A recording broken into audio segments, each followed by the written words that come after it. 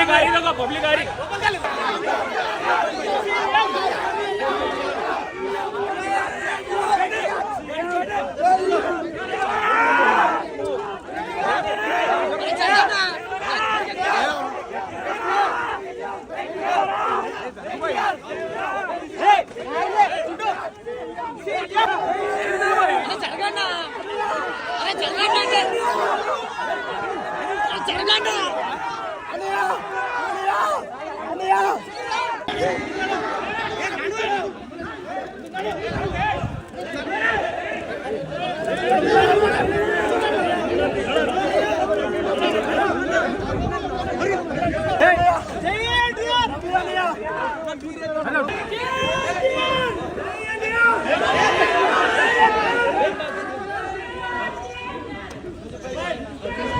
जुबेर जुबेर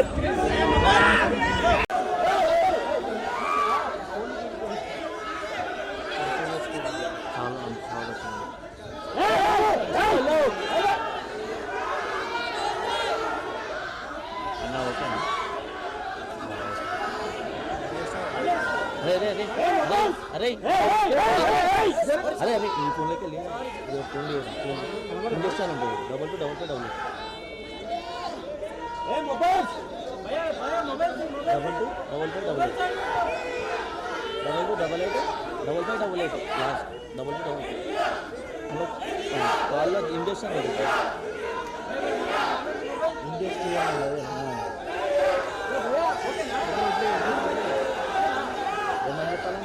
ఇండియాలో వచ్చి తీసుకోండి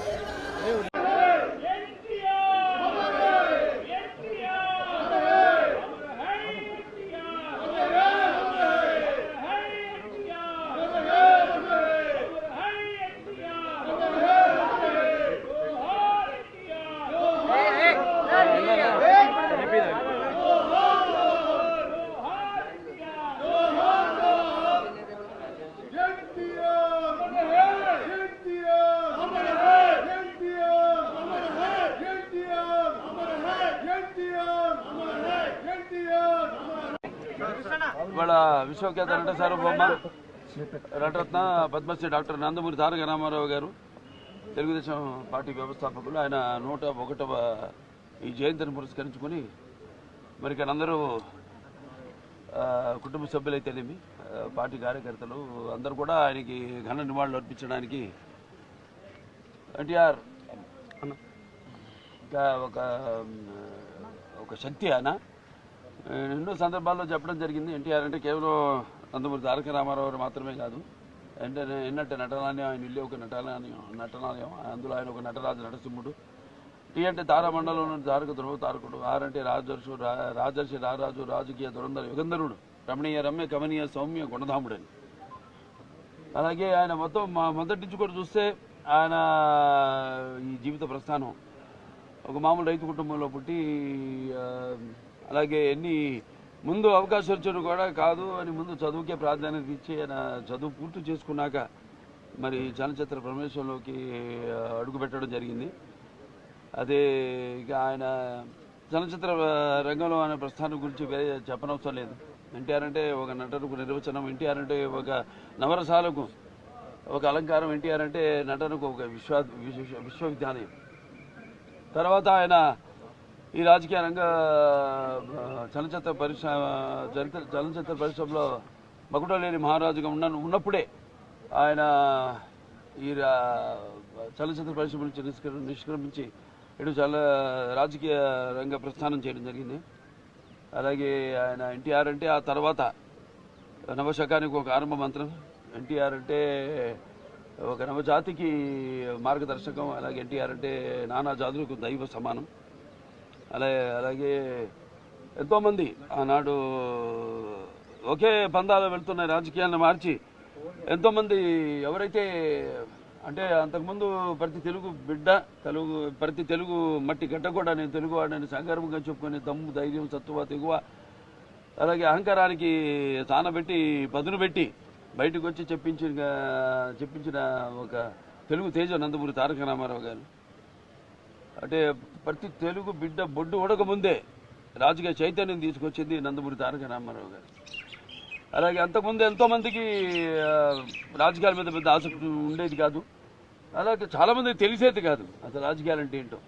అటువంటిది ఒక రాజకీయ చైతన్యం తీసుకొచ్చి కేవలం రాజకీయాలకు కొంతమందికే పరిమితమైన ఈ రాజకీయాల్లోకి అటు డాక్టర్లు అయితేనేమి, లాయర్లు అయితేనేమి, గ్రాడ్యుయేట్లు అయితేనేమి, పోస్ట్ గ్రాడ్యుయేట్లు అయితేనేమి, అలాగే అభిమానులు అయితేనేమి అందరూ కూడా రాజకీయాల్లోకి తీసుకొచ్చి మరి అంతవరకు ఈ యొక్క అధికారంలో ఉన్న పదవులకు దూరంగా ఉన్న బడుగు బలహీన వర్గాలు అయితేనేమి, వెనకబడిన తరగతులు, అలాగే తాడిత పీడిత కులాలు అయితేనేమి, మైనారిటీలు అయితేనేమి అందరూ కూడా తీసుకొచ్చి సాధారణంగా ఆహ్వానించి అధికారంలో ఉన్న పదవులతో అలంకరించిన మహానుభావుడు నందమూరి తారక రామారావు గారు. అలాగే ఆయన మరి రాజకీయ రంగంలోకి వచ్చాక అధికారాన్ని పార్టీ పెట్టి 9 నెలలకి అధికారాన్ని చేజిక్కించుకుని మరి తర్వాత ఆయన ప్రవేశపెట్టిన ఎన్నో పథకాలు ఎన్నో సాహసోపేతమైనవి, ప్రజలకు ఉపయోగపడేవి, అలాగే ఎంతో సానుకూలమైనవి. ఎన్టీఆర్ రాజకీయాలకు రాకముందు, ఎన్టీఆర్ రాజకీయాల్లోకి ఇచ్చాక ఆయన ప్రవేశపెట్టిన పథకాలు వాటిని ప్రవేశపెట్టి అమలు పరుస్తూ ముందుకు వెళ్ళడమే తప్పితే ఇప్పుడున్న పార్టీలకు మన రాష్ట్రంలోనే కాదు దేశంలో కూడా చూసినా మనం ఏం కనబడతలేదు.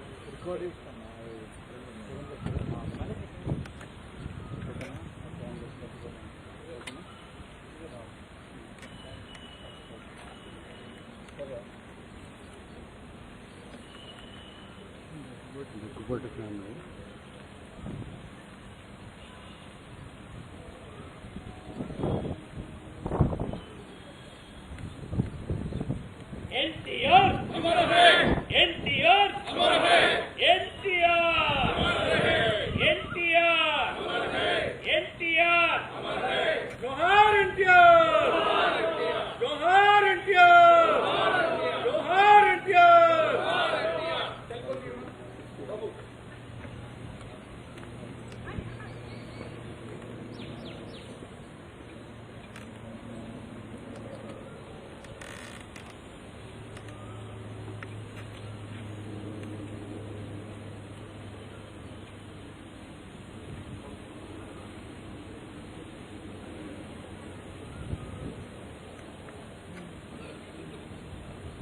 ఈరోజు నందమూరి తారక రామారావు గారి 101వ జయంతి.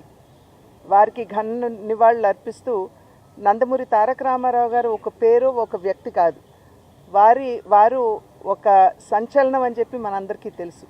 ఏ రంగంలో కాలు పెట్టినా కూడా ప్రపంచనాన్ని సృష్టించినటువంటి మహనీయులు వారు. చలనచిత్ర రంగంలో 320 సినిమాలకు పైగా వారు నటించి రాజు నుండి నిరుపేద వరకు, దేవుడు నుండి రాక్షసుడి వరకు, నాయకుడి నుండి ప్రతి నాయకుడి వరకు ప్రతి పాత్రలో జీవించి ఈరోజు తెలుగు ప్రేక్షకుల హృదయాల్లో చెరగని ముద్ర వేసినటువంటి వారు.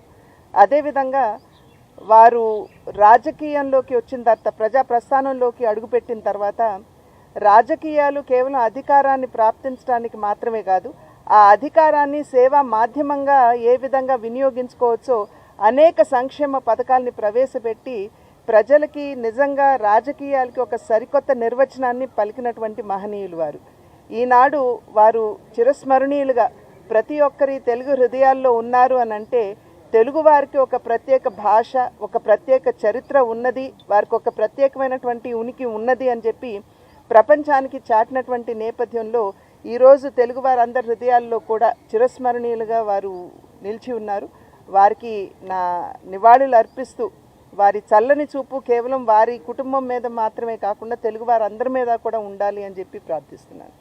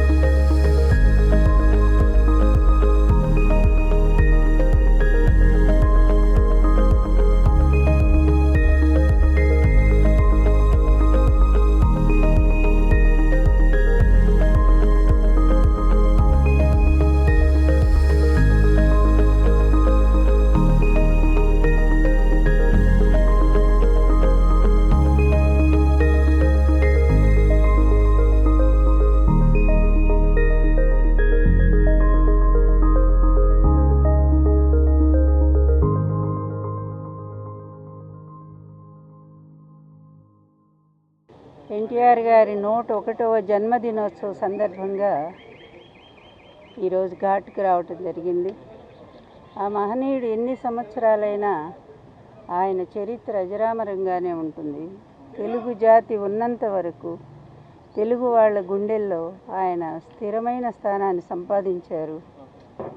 ఒక నటుడుగాను, అదేవిధంగా గొప్ప రాజకీయవేత్తగాను భారతదేశంలో కాంగ్రెస్కి యాంటీ పార్టీలన్నింటినీ కూడా ఆయన కలిపి ఒక తాటి మీదకి తీసుకొచ్చి నేషనల్ ఫ్రంట్ స్థాపించి మొత్తం భారతదేశంలోని తెలుగు జాతి గౌరవాన్ని నిలబెట్టిన ఏకైక వ్యక్తి ఒక నందమూరి తారక రామారావు గారు. నేను ఆయన భార్యను అవటం ఎన్నో జన్మలుగా చేసుకున్న పుణ్యం నేనది. ఆ మహనీయుడిని ఇప్పుడు కుటుంబ సభ్యులు మేమే కాదు, యావత్ ఆంధ్ర జాతే కాదు, ఎక్కడ విదేశీయాల్లో ఉన్న తెలుగు జాతి కూడా ఆయన్ని స్మరించుకుంటూనే ఉంది. ఎన్నో చోట్ల మరి ఈ కార్యక్రమం నిర్వహిస్తూనే ఉన్నారు. ఎన్నో అన్నదానాలు జరుగుతున్నాయి, ఎన్నో రక్తదానాలు జరుగుతున్నాయి. ఇన్ని సంవత్సరాలు ఆయన చనిపోయి దాదాపు 28 సంవత్సరాలైంది. 96 ఆయన జనవరి 18వ తారీఖు మనల్ని అందరినీ వదిలిపెట్టి వెళ్ళారు.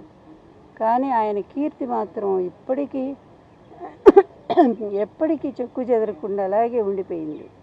అది నిజమైన ఇది అంటే మనిషి పుట్టుక ఎక్కడ ఉంటుందంటే మరణం తర్వాతే ఉంటుంది.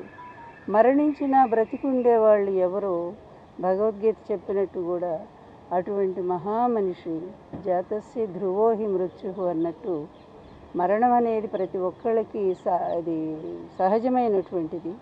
మరణించిన బ్రతికుండటం అనేది ఒక్క ఎన్టీఆర్ గారికే సాధ్యపడింది అనుకోవాలా. ఆయన ఎప్పటికీ ఉంటారు. నేను ఒక్కటే కోరుకుంటున్నాను, ఆయన ఆశీస్సులు తెలుగు ప్రజలందరికీ అందాలి, ఎప్పటికీ అందాలి. ఆయన ఆత్మ తెలుగు ప్రజల చుట్టూనే తిరుగుతూనే ఉంటుంది. న్యాయం కోసం ఆయన పోరాటం సాగిస్తూనే ఉంటుంది. మళ్ళీ మంచి ఈ ఎలక్షన్ల తర్వాత మంచి పరిపాలన కోసం ఆయన తప్పకుండా ఆయన ఆత్మ ఆశీస్సులు అందిస్తూనే ఉంటుంది.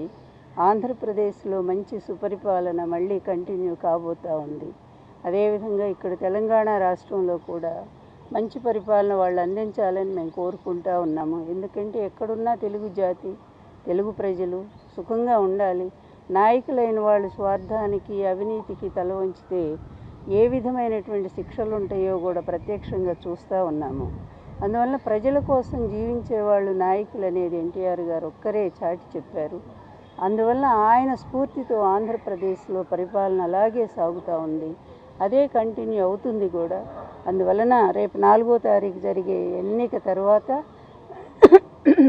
ఆంధ్రప్రదేశ్ మళ్ళీ ఒక సుభిక్షమైన శాంతియుతమైన పరిపాలన అందుకుంటుందని, అందుకు ఎన్టీఆర్ గారి ఆశీస్సులు నిండుగా జగన్మోహన్ రెడ్డి గారికి అందాలని కోరుకుంటూ సెలవు తీసుకుంటాను.